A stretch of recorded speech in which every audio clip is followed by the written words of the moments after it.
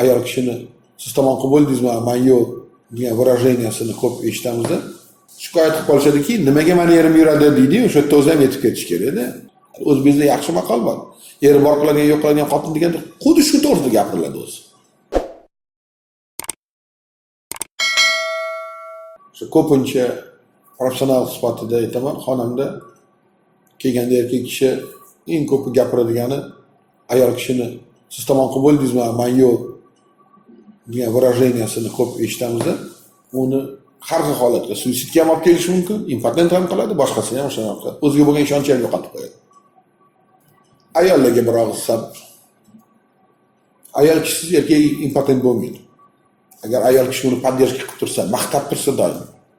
Yo'q, siz o'ylagan narsa emas, siz bundosiz deb maqtab tursa, hamma kasal ketib qoladi. Demak, erkak kishiga nima kerak? Kompliment kerak. Erkak kishi ko'z bilan ko'radi. Ayol kishi yoqish kerak. Lekin albatta o'ziga ishonch hosil qilish uchun erkak kishini maqtab qo'yish kerak. Siz gigantsiz. Sizdan boshqa hech kim kerak emas. Men bundoqman, zo'rman. Pastenda ozgina aktrisa bo'lish kerak. Erkak kishi ko'rsin, ana. Men buni qoniqtirib qo'ydim zo'r qilib. Bo'ldi, buni xayolga boshqa narsa kelmaydi. Shunda o'ziga ishonch bilan yuradigan bo'ladi. Impotent qilib qo'ygan ham xayol kishi. O'zbekizda yaxshi maqol bor. Eri bor qiladigan, yo'q qiladigan xotin deganda xuddi shu to'g'risida gapiriladi o'zi. Tomon qildingizmi, men yo'q desa, bo'ldi, tamom bo'ladi. O'sha kuni giribdor bo'ladi. Bu impotentga aylanadi yoki siz gigant ekansiz, meni shunaqa zo'r qildingiz desa bo'ldi. O'ziga bo'lgan ishonch bor, u yana qilaman deb turaveradi.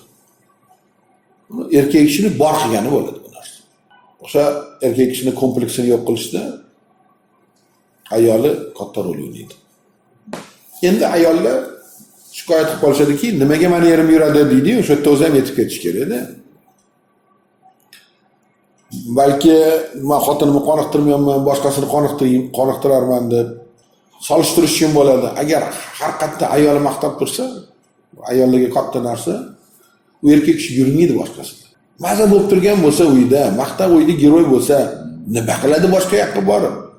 Даже bitta harakat qilib ko'rsa, uni jerkib bersa, boshqa qilsa, u yerda hech kimni sezmaydi, uni nima qiladi uni joyda? Erkak kishi hamma yoqda o'ziga ishongan, o'zini giroy sezgan joyida yurish xohlaydi. Oilamda bo'lsin, chiqib ketmasin desa, ayollar shunga katta e'tibor berish kerak.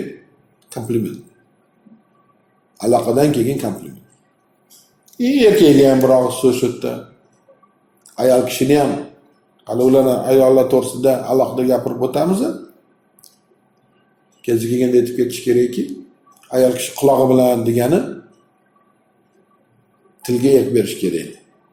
Ayol kishini maqtashni bilish kerak.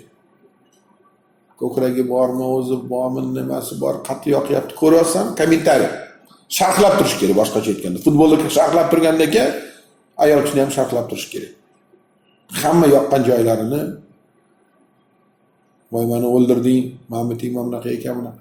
Ayol kishiga yoqadi bu narsa. Shu kerak. Bir-biri bilan bu informatsiyani almashgandan keyin jinsiy qo'zg'alish kuchayadi. O'sha aytgan kulminatsion tochkasiga ayol kishini ham yetib kelish, erkak kishini ham yetib kelish onsan bo'ladi.